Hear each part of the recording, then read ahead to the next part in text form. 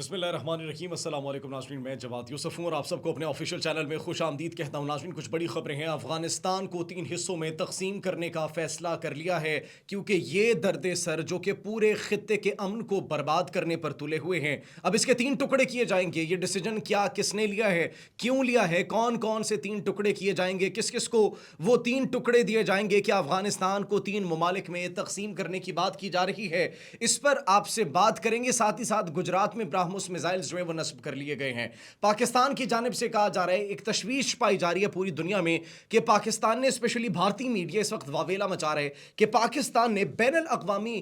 براعظمی جو ہے inter continental ballistic missile جو ہے وہ تیار کر لیا ہے. اور جو اس وقت ایک سوشل میڈیا پر پوسٹ وائرل ہے جس کے اندر فضا میں, آسمان میں وہ بڑا ایک خوبصورت منظر دکھائی دے رہا ہے جس کو یہ کہا جا رہا ہے کہ یہ ملاپ کی وجہ سے ہوا ہے, روشنی کے, بادلوں کے, اور یہ ایک ایٹماسفیرک چینج تھا جو کہ ہوا ہے, جو کہ بڑا ایک خوبصورت سین, جس نے ایک بڑا خوبصورت ایک ویژول جو ہے وہ کریٹ کیا ہے. اس کے پیچھے حقیقت کیا ہے, ہم نے آپ کو بتایا تھا کہ یہ ایک ہائپر سونک میزائل جو ہے جس حوالے سے کہا جا رہا ہے, لیکن اب یہ کہا جا رہا ہے کہ یہ ICBM ہے, انٹر کانٹیننٹل بیلسٹک میزائل ہے جو پاکستان نے تیار کر لیا. تو ناظرین, کیا پاکستان جو ہے اپنی رینج بڑھا کر اسرائیل تک پہنچا چکا ہے, کیا امریکہ پاکستان کی رینج میں آ چکا ہے؟ یہ وہ سوالات ہیں جو اس وقت ہر زبان پر موجود ہے. اس حوالے سے بھی آپ کو بتائیں گے. اور ساتھ ہی ساتھ ہم نے آپ کو بتایا کہ گجرات میں براہموس میزائلز کو جو ہے وہ نصب کر دیا گیا بھارت کی جانب سے, اور ساتھ ہی ساتھ ان کی ملٹری پریکٹسز بھی چند گھنٹوں بعد شروع ہو جائیں گی, اور ان کی سرحدیں مکمل طور پر اور فضائی حدود جو ہے وہ بند کرنے کا انہوں نے اعلان بھی جاری کیا تھا. ناظرین, ساتھ ہی ساتھ ایک اور بڑی خبر بھارت کے لیے, ایک بہت بڑا میجر اپسیٹ یہ ہے کہ بھارت کے اب ٹکڑے ہونے کے بہت قریب ہے. بھارت سے ایک ریاست علیحدہ ہونے جا رہی ہے, ایک ایسی ریاست جو کہ بھارت کے خلاف پہلے ہی متحرک ہے اور جس نے بھارت کے ڈرونز کو بھی مار گرایا, اور اب وہ بھارت سے آزادی چاہ رہی ہے. وہ کون سی ریاست ہے اور اس ریاست نے کیا ڈیمانڈ کی ہے, بھارتی فورسز کو جو دھمکی دی ہے, اس حوالے سے بھی ناظرین ہم آپ کو بتائیں گے. سب سے پہلے بات کرتے ہیں افغانستان کی. افغانستان کو جو 3 حصوں میں تقسیم کرنے کا فیصلہ کیا ہے ناظرین, وہ یہ فیصلہ کیا گیا ہے کہ اب یہ مختلف سورسز سے خبریں موصول ہو رہی ہیں کہ اس کے جو 3 حصے کیے جائیں گے, اس میں ایک حصہ تاجک کو دیا جائے گا, تاجک گورنمنٹ کو دیا جائے گا. دوسرا حصہ جو ایران کے قریب ہے وہ ایران گورنمنٹ کو دیا جائے گا, اور تیسرا حصہ پختونوں کو پاکستان کے ساتھ جو ہے وہ جوڑ دیا جائے گا, ملا دیا جائے گا. افغان طالبان کی جانب سے بڑی آفر بھی کی گئی تھی, کس کو؟ افغان طالبان کی جانب سے بگرام ایئر بیس بھارت کو دینے کی ناظرین خبریں بھی موصول ہو رہی تھی, اور انہوں نے کہا کہ آپ یہ لے لیں.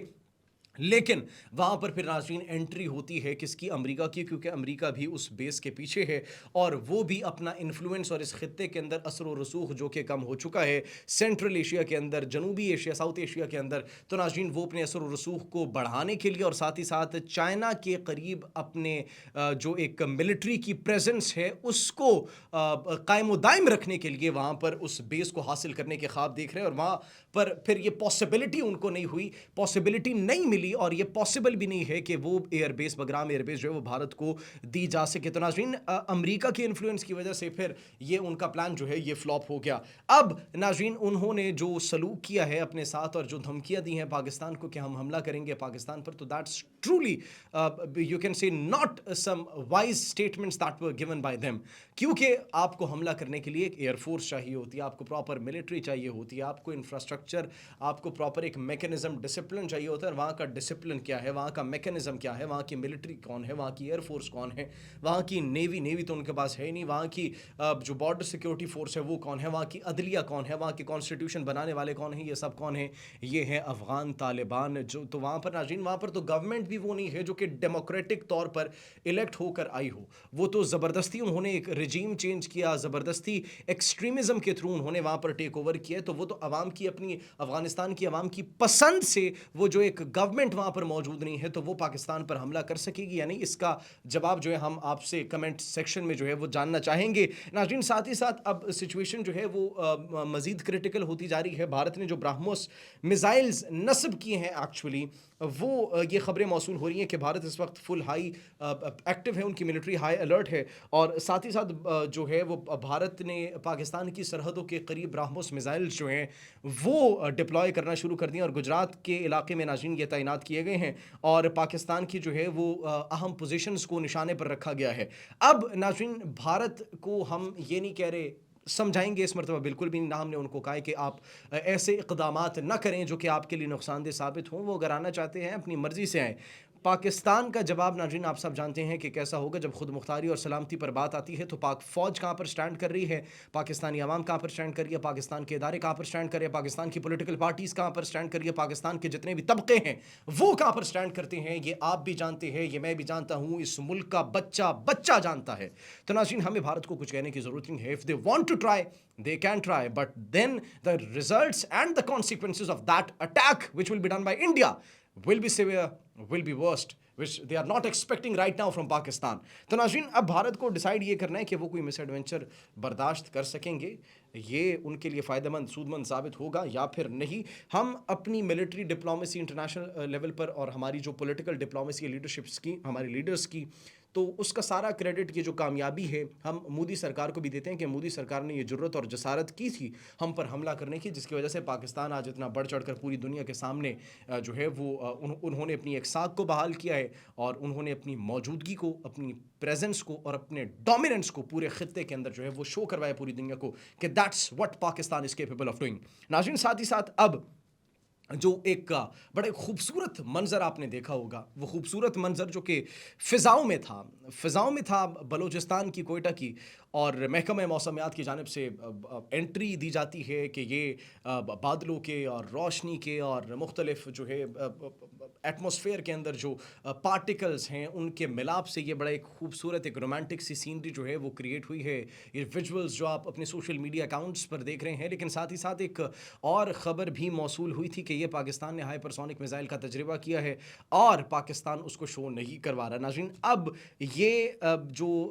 پاکستان نے نوٹام جاری کیا تھا اور ہم نے آپ کو بتایا تھا کہ کوئی تجربہ ہونے والا ہے اور وہ تجربہ میزائل کا تجربہ ہی ہوگا، ہم نے اپنے پچھلے ولاگس میں بتایا تھا اور وہ بات ہماری حقیقت ثابت ہوئی۔ آلدو اس کی آفیشیل کنفرمیشن ابھی تک نہیں ہے، لیکن اس کے پیچھے بھی وجوہات ہیں۔ آفیشیل کنفرمیشن اور اس کو تصدیق ان باتوں کی ڈیفنس معاملات کی اس لیے نہیں کی جاتی کیونکہ سینکشنز لگ جایا کرتی ہیں، پھر ظاہر سی بات ہے آپ ریڈار میں آ جاتے ہیں۔ اور ہم نے آپ کو پہلے بھی بتایا تھا، آپ کو یاد ہوگا کہ امریکہ کے قومی سلامتی کے نائب مشیر جان فائنر کی جانب سے کچھ سٹیٹمنٹس جاری کی گئی تھی اور پاکستان کی کچھ کمپنیز پر پابندی لگائی گئی تھی، اور انہوں نے یہ کہا تھا کہ پاکستان ICBM پر کام کر رہا ہے اور پاکستان کو کیا ضرورت پیش آئی ہے کہ وہ انٹر کانٹیننٹل بیلسٹک میزائل پر کام کر رہا ہے، پاکستان کیوں اپنی رینج کو بڑھانا چاہتا ہے، اور پھر پاکستان کیوں ان بڑی راکٹ موٹرز کا استعمال کر رہا ہے جو اس کے جو میزائلز ہیں، جو اس کے راکٹس ہیں، ان کی رینج کو یہاں سے بڑھا کر کافی دور تک لے جائے گا۔ اور پاکستان کا جو ایک یہ میزائل اور یہ جو راکٹ پروگرام ہے یہ جنوبی ایشیا سے نکل کر دیگر ممالک کو ٹارگٹ کرنے کی صلاحیت بھی رکھتا ہے۔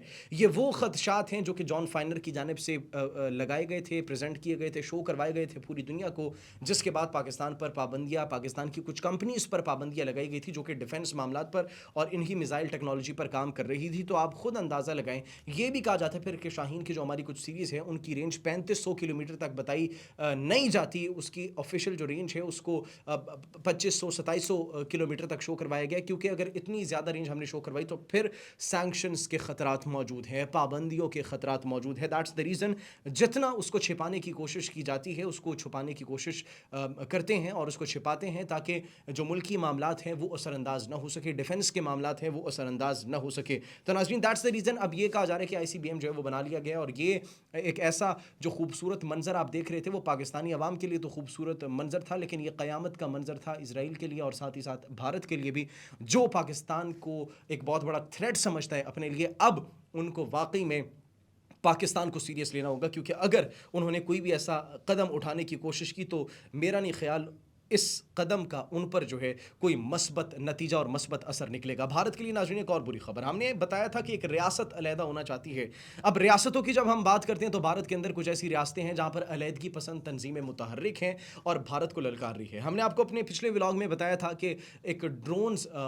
جو ہے وہ رائفل ڈرون جو ہے وہ مار گرایا تھا فریڈم فائٹرز کی جانب سے ناگالینڈ کے، اور ناظرین اب ناگالینڈ نے ایک دھمکی دی ہے۔ جی ہاں ناظرین، chief of the republic of Nagaland جو ہے موومنٹ मूवमेंट, नागालिम मूवमेंट जो है, उन्होंने एक वार्निंग जारी की है भारत की जो फोर्सेस हैं और भारतीय सरकार, मोदी सरकार को, और जो धमकी जारी की गई है नाज़रीन, वो उन्होंने कहा है कि if you want to play with us then come what may, we will stand our ground, we will never surrender to India, our fight will continue. तो नाज़रीन, ये क्लियर वार्निंग उनकी जानिब से दी गई है और ये